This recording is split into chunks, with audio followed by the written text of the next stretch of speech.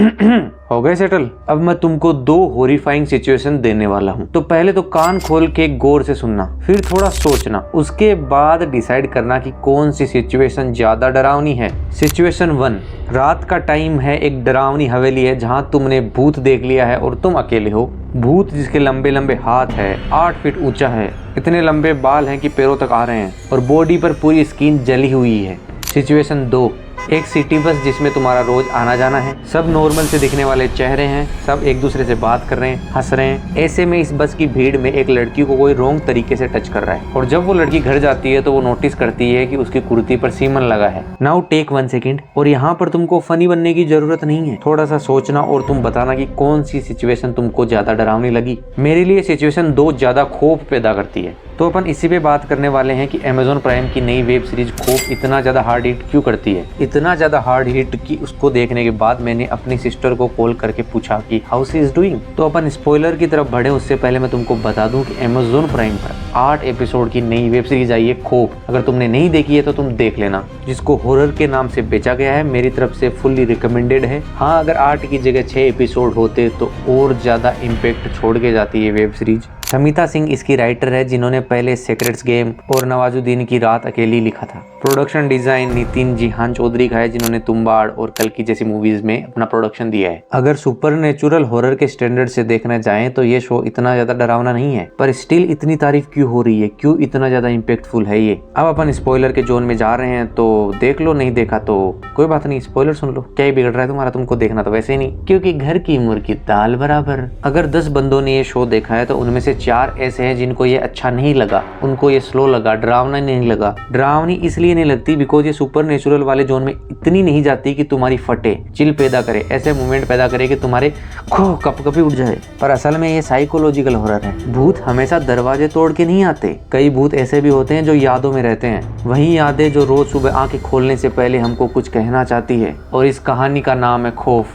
Horror को 4 तरीके से ट्रीट किया जा सकता है। Number 1 ghost, number 2 trauma, number 3 abuse, number 4 memory. और ये शो इन चारों को एक साथ लेकर चलने की कोशिश करता है, पर कहानी कहीं ना कहीं जो मेन लाइन पकड़ के चल रही थी, घोस्ट वाली स्टोरी, उससे ज्यादा फोकस कर जाती है किस पे, ट्रॉमा, अब्यूज और मेमोरी पे। ऐसे में जो लोग हॉरर देखने आए थे उनको भूत दिखा नहीं तो उनके लिए इतना ज्यादा इम्पैक्ट छोड़ के नहीं गई, पर बाकी के जो 3 पॉइंट थे, अगर उनसे कोई जनता जुड़ गई थी, उनके लिए बिल्कुल मास्टरपीस की तरह निकल के आया सामने। यूनिकनेस। नॉर्मली क्या, अपने तो हमेशा ही मान लो, जब भी हॉरर मूवी की बात आती है, हॉरर सीरीज की बात आती है, अपन क्रिंज की तरफ ज्यादा चले जाते हैं। भूत हाउसी है, लड़की को वश में करेगा, चिपकली की तरह दीवार पे चलेगा। पर ये शो एक्सेप्शन है, जो बताता है कि हॉरर का मतलब मात्र भूत ही नहीं है। इसलिए मैंने स्टार्टिंग में ही तुम्हारे सामने 2 सिचुएशन रख दी। अगर पहली वाली सिचुएशन तुमको डरावनी लगती है या डराती है, उसको तुम एक एज के बाद ओवरकम कर लेते हो, क्योंकि एंड ऑफ द डे तुमको पता है कि भूत रियल नहीं होते। एक एज के बाद तुमको अंधेरे से डर लगना बंद हो जाता है। बट अगर सेकंड सिचुएशन वाला कांड होता है तो वो आदमी हमेशा के लिए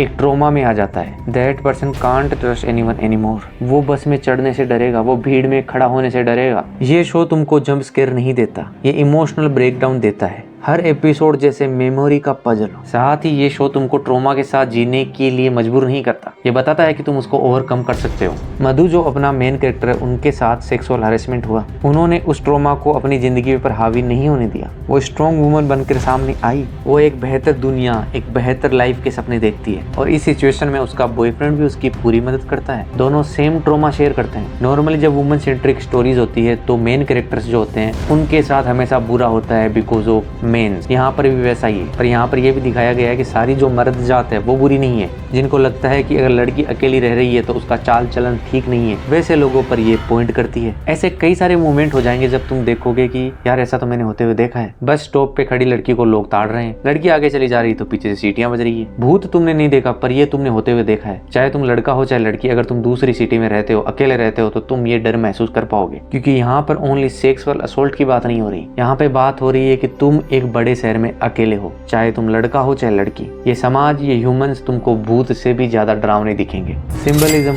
खौफ के हर एक फ्रेम के अंदर आपको एक सिंबल दिखता है। लाइट एंड शेडोज माइंड की ड्यूलिटी को दिखाते हैं। हॉस्टल क्लोज मेमोरी लूप को दिखाता है। और वाटर लीकिंग रिप्रेजेंट्स इमोशंस। और हर एक कैरेक्टर भी एक सिंबल को दिखाता है जो अपनी सोसाइटी के अंदर है। रजत कपूर का हकीम सिस्टम की हेल्पनेस को दिखाता है। शिल्पा शुक्ला सोसाइटी का अंधविश्वास दिखाती है। और मधु उस आवाज को रिप्रेजेंट करना चाहती है जो अपने अंदर दबी हुई है। अपन बोलना तो चाहते हैं पर बोल नहीं पाते। हॉरर मूवीज के अंदर दो चीजें और भी इंपॉर्टेंट होती है, वो होता है साउंड और सिनेमेटोग्राफी। और इसकी सिनेमेटोग्राफी तुम्हारी नजरों में काफी ज्यादा आएगी और तुमको अच्छी लगेगी। उसका रीजन है कि इस वेब सीरीज के 8 एपिसोड्स में से 6 डायरेक्ट किए हैं पंकज कुमार ने, जो सिनेमेटोग्राफर थे तुम्बाड़, ब्रह्मास्त्र और काफी सारी फेमस मूवीज के। यहाँ पर कैमरा मूवमेंट, लाइट और साउंड डिजाइन सब कुछ मिनिमल रखा गया है, क्योंकि ये स्टोरी चिल्लाने नहीं समझाने आई है। इसलिए खौफ एक हॉरर सीरीज नहीं, एक वार्निंग है, एक रिफ्लेक्शन है उस दुनिया का जहाँ ट्रॉमा को साइलेंस से दबा दिया जाता है। क्या बात है, कितनी गहरी बात कह दी मैंने, पर हकीकत है। तुम अगर शो देखोगे तो तुम महसूस कर पाओगे जो बातें मैं बोल रहा हूँ। अगर तुमने देख लिया है तो तुम मेरी बात से एग्री करते हो कि नहीं करते?